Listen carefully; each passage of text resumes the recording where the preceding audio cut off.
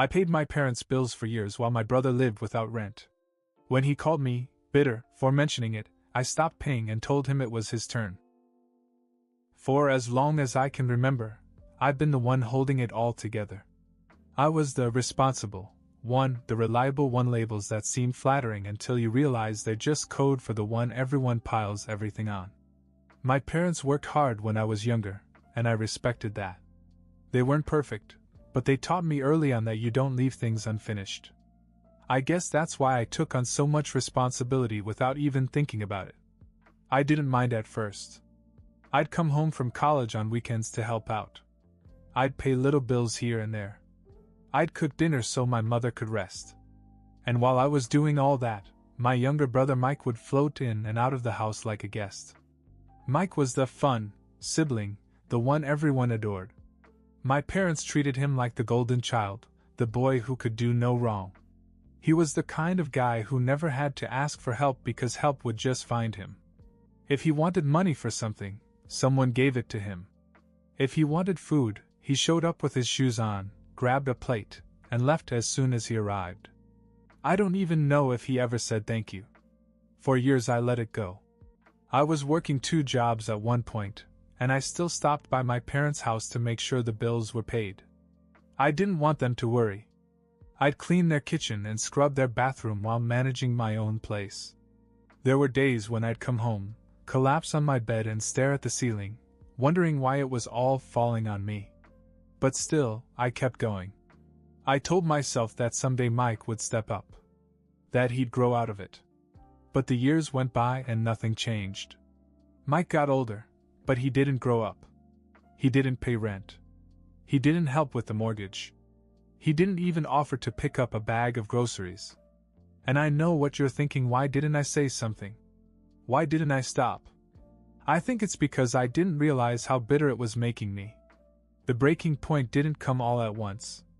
It was more like a slow burn that built up inside me for years until it finally exploded. It started one Sunday afternoon. I had just finished cleaning my parents' house again. My mom wasn't feeling well, and my dad was too tired to deal with the mess. So, as usual, I swept, mopped, scrubbed, and made dinner while they sat on the couch watching TV. My brother Mike showed up halfway through, grabbed a plate of food, and sat down like a king. He didn't ask me if I needed help. He never did. Eventually he started making jokes about how I was always cleaning. I don't think he even realized how condescending it sounded. He said something like, "You know, you don't have to be so bitter all the time. It's not so hard to take a break." I froze in mid-step, the dish towel still in my hand. "Bitter?" I asked. Mike shrugged, not even looking up from his plate. "Yet you're always running around stressed. Just relax." I don't know what snapped inside me, but something did.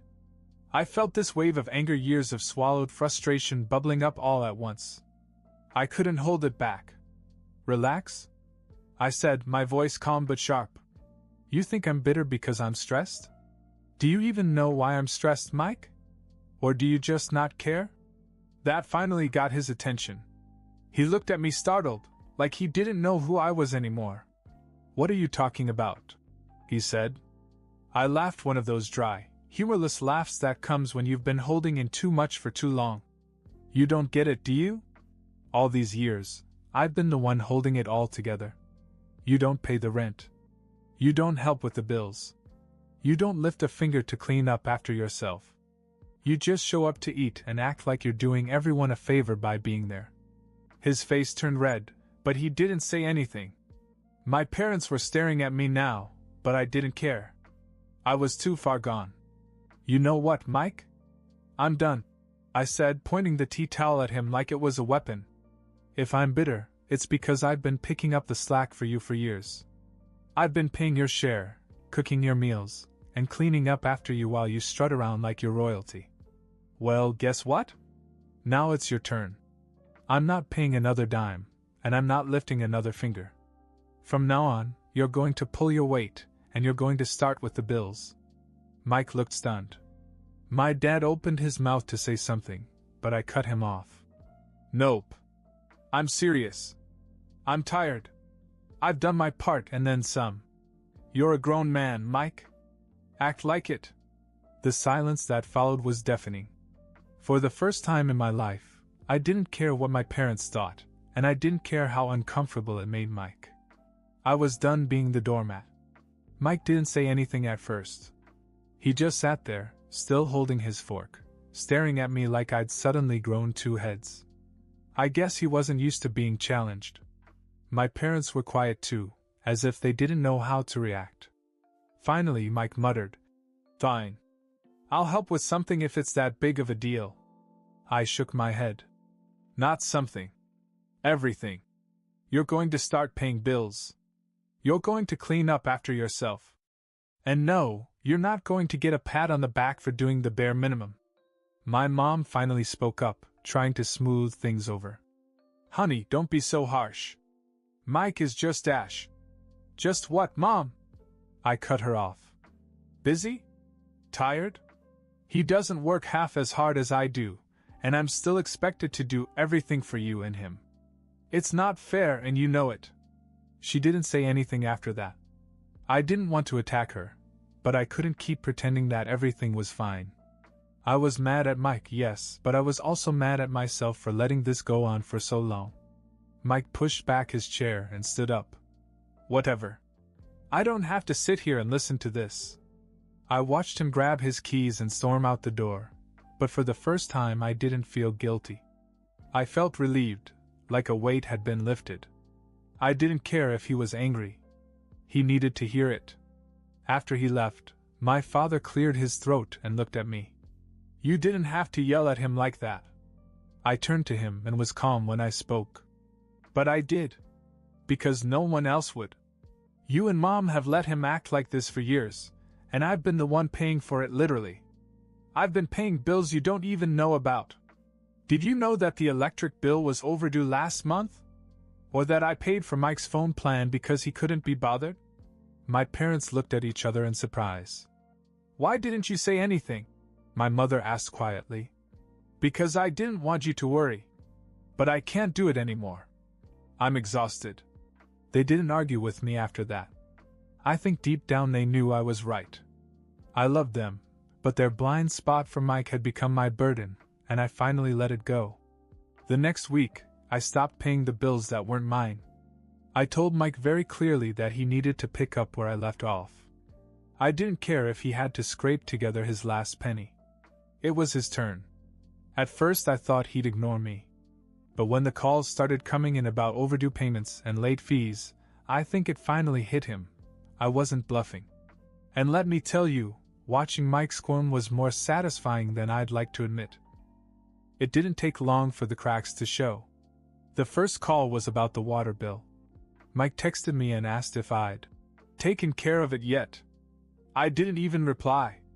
An hour later he called. "Hey, the water company just called me about a late bill." "What's going on?" "What's going on?" I said calmly. "Is that it's your turn now, Mike? Remember?" There was a pause on the line. "I thought you were kidding about that." "I wasn't. You can't just stop paying. Mom and Dad need water. They can't go without it."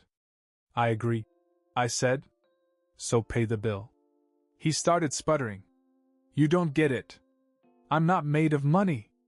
"Oh, believe me, Mike, I get it. I've been juggling bills for years while you ate your dinner and went on your merry way. Now it's your turn. Figure it out." He hung up, but that wasn't the end of it. I got a call from my mother that night. "Honey, what's wrong with the water bill? Mike said you refused to pay it." "I didn't refuse to pay it, Mom. I just told Mike to take care of it. I don't do everything anymore." She sighed, as if I was being unreasonable. "Honey, you know Mike doesn't have as much money as you do." "And why is that, Mom?" "Because he doesn't work as hard. Because he doesn't save. Because he's never had to worry about it because you let him live like that." "Don't talk about your brother like that," she said sharply. I bit back my frustration. "Mom, I love you. But I'm done. I've paid your bills for years. I've covered Mike's share while he does nothing. I've cooked and cleaned and worked 2 jobs. And you tell me I'm the problem? She didn't have an answer for that. A few days later, Mike relented and paid the water bill after borrowing money from a friend, of course. But it was a start. I wasn't going to make him feel guilty. If he wanted to be treated like an adult, he would act like one. Then came the rent. This time Mike didn't even call. He showed up at my door unannounced, looking disheveled and angry. I let him in, though I wasn't exactly thrilled to see him. "You're really going to make me pay your rent?" he asked, standing in the middle of my living room like this was some kind of intervention. "Yes," I said. "It's not their rent, Mike. It's our parents' rent. And you've been living there, eating their food, contributing nothing. So yeah, it's your turn." He sat down on the couch and put his head in his hands. "I don't have that kind of money, okay? Then get a job that pays better," I said. "Or stop wasting money on stupid things." "I'm not wasting money," he shot back. I raised an eyebrow. "Mike, I know you went to Vegas with your friends last month. I know you bought those sneakers you had to have last week. And I know you spent $100 on takeout this week because you're too lazy to cook." He said nothing. "That's the difference between you and me," I told him. "I sacrifice. I prioritize. You don't." For the first time in years, Mike looked at me and seemed to realize that I wasn't just angry, I was disappointed. Maybe even done with him. "You need to grow up," I said. "Because I'm not your safety net anymore." For a while Mike sulked. He didn't call, didn't text, and didn't show up for dinner at my parents' house. At first I thought, good. Maybe he's finally facing reality. But then my mom started calling me more often. "Mike's struggling," she'd say. "He's stressed out trying to get money for rent. Can't you just help him out this month? Just this once?" I'd heard. Just this once. Too many times to count. I'd done it 100 times and it was never enough. So I stood firm. "Mom, no. If he's struggling, it's time for him to learn how to handle his life. I can't keep saving him." I could tell she wasn't happy with me. She didn't yell, but there was this quiet disapproval in her voice, like I was letting everyone down. And the guilt? Oh, it started to creep in. I'd spent my whole life feeling like it was my job to hold everyone together, and now I was the one letting go. But I refused to give in. A few weeks went by, and I started hearing from mutual friends that Mike was complaining about me. Apparently, I was heartless and bitter for putting all this pressure on him. One of his friends even had the nerve to text me and say, "He's your brother. You should have his back." I wanted to scream. Have his back? I've been carrying him on my back for years. Then, out of nowhere, Mike showed up at my house again. I opened the door, and there he was with a piece of paper in his hand. He looked exhausted, like he hadn't slept much. "Can I come in?" I let him in. He sat down on my couch and handed me the paper. It was a list: bills, amounts, and deadlines. His handwriting was a mess, but I could see the numbers clearly. "What's this?" I asked. "This is everything I have to pay now," he said. "Rent, utilities, internet, food. It's a lot more than I thought." I looked at him, waiting for what came next. "I didn't realize how much you were covering," he admitted. "I didn't think it was that bad." Part of me wanted to say "I told you so," but I didn't. I just nodded. "It adds up." He leaned back on the couch and let out this long, tired sigh. "I don't know how you did it." "You figure it out," I said. "You stop spending money on stupid things, and you start taking care of what matters. You work harder when you have to. You sacrifice. That's what grown-ups do, Mike." He didn't argue. For the first time, he actually seemed to be listening. "Do you think Mom and Dad know?" he asked quietly. I shrugged. "I don't think they ever thought about it. Because they never had to." Mike was quiet for a minute, and then he said something I wasn't expecting.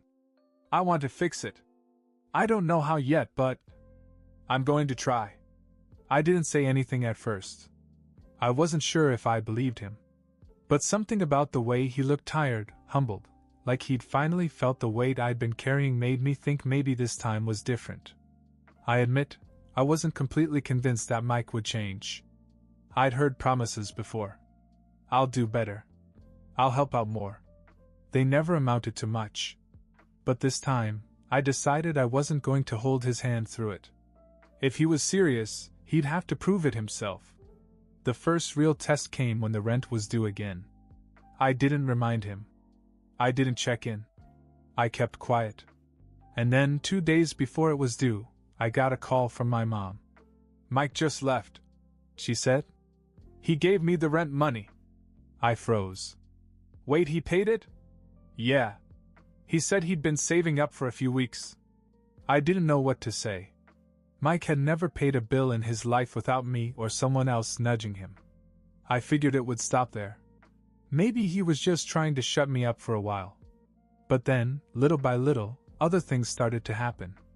One Saturday I went by my parents' house and the lawn was being mowed. I asked my dad about it, thinking maybe he'd done it, but he said, "Mike came over this morning and took care of it. I didn't even ask him to." The following week I heard from a friend that Mike had been picking up extra shifts at work. He was delivering food in the evenings to make extra money. And then one night he called me. It wasn't a text or a passive-aggressive comment, it was an actual phone call. "Hey," he said. "Just wanted to let you know I paid the electric bill today. I thought you'd be happy to hear that." It took me a second to respond because I wasn't expecting it. "You paid the whole thing?" "Yes. Mom gave me a check for her part, but I covered the rest." "Wow," I said. "That's good, Mike. That's really good." There was a second of silence, and then he said, "I'm trying, okay? I know I've been a failure. I didn't realize how much you did until I had to do it myself." It was strange to hear him say that. For so long I'd thought Mike was just lazy. And maybe he was. But now I realized that a big part of the problem was that he'd never been asked to step up. Everyone let him skate by because it was easier. I let him go by because I was too afraid of what would happen if I didn't. "You're not a failure," I told him. "You just needed to grow up." He laughed a little, as if he knew how true that was. "Yeah. Well, better late than never, right?" I didn't let my guard down completely. I'd seen Mike start and stop before, so I was still cautious. But for the first time, I felt like maybe things were really changing. The next time I went to my parents' house, Mike was already there, cleaning the kitchen. I stood in the doorway and watched for a minute before he noticed me. "What?" he said, catching my eye. "Nothing," I said. "I just didn't expect to see you scrubbing the counters." He grinned. "Don't get used to it." But I could tell he was a little proud of himself, too. As the months went by, something I didn't expect began to happen. I began to feel lighter. For the first time in years, I wasn't running myself into the ground trying to keep everyone afloat. Mike was stepping up, and even though he wasn't perfect, he was trying. That meant everything. I had time to focus on my own life again.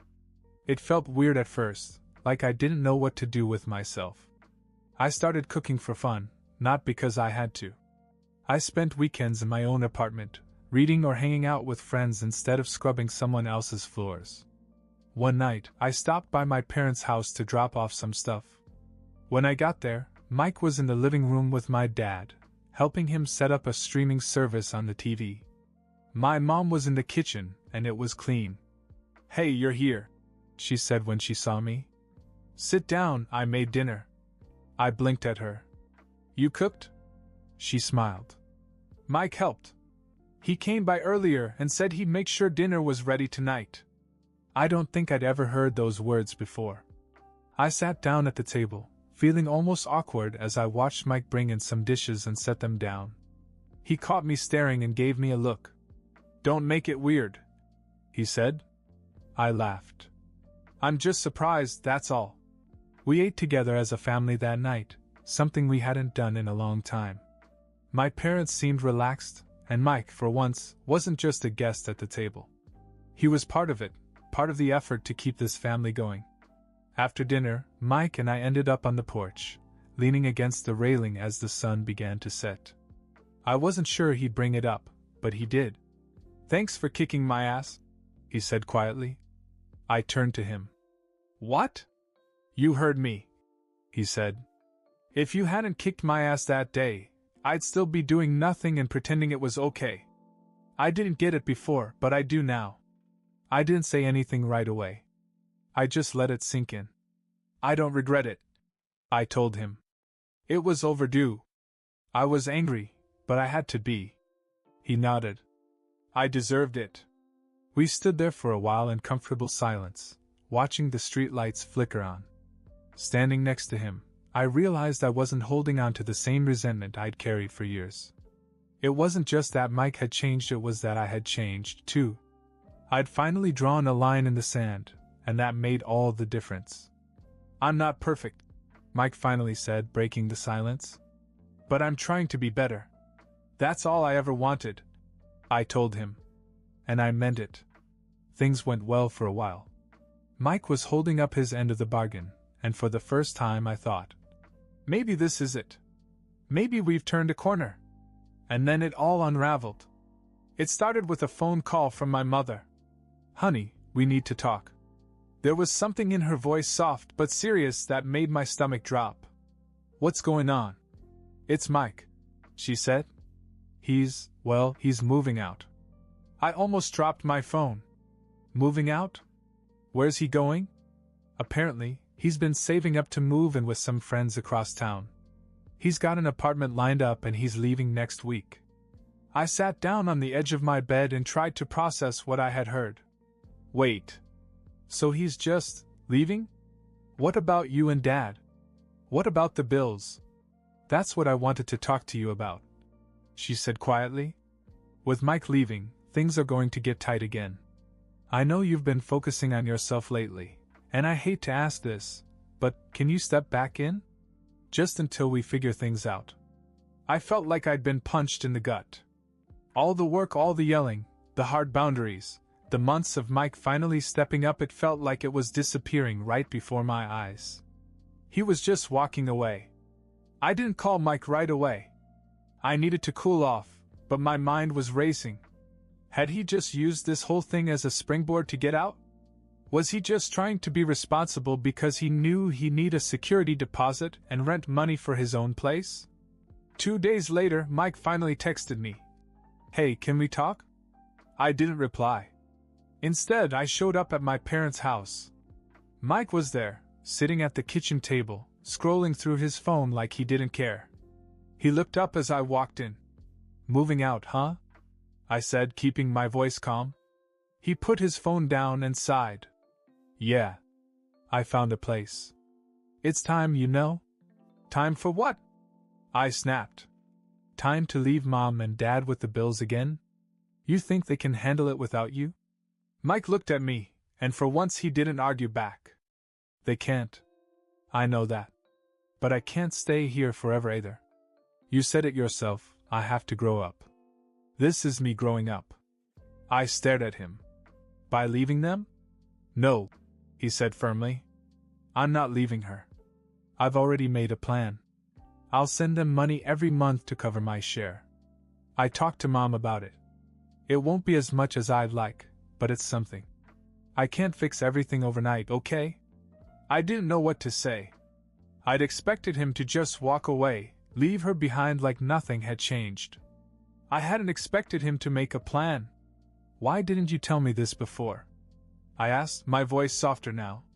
He shrugged. "Because I knew you'd think I was just leaving again. But I'm not. I can't live here forever, and I don't want to be the loser anymore. I'm not perfect, but I'm trying to get it right this time." I leaned against the counter, feeling a mix of emotions I couldn't quite put a name to. Part of me was proud of him for trying. Another part of me was exhausted, like I'd been through a war I didn't even want to fight. "What about you?" he asked, breaking the silence. "What about me? You always worry about everyone else. Maybe it's time you did something for yourself." I didn't answer. I just looked at him and nodded. A week later, Mike moved out. He texted me the following month to let me know he'd sent my parents money for the rent. He wasn't perfect, but for once he kept his word. As for me, I didn't move back in. Not this time. I loved my parents, but I'd sacrificed myself for too many years, and I couldn't go back to that. A few months later, I found a new job, one that paid better and gave me the freedom to move out of my tiny apartment and into a place I loved. And for the first time in my life, I let go of the idea that I was responsible for cleaning up everyone else's mess. Mike was right about one thing: I had to live for myself, too.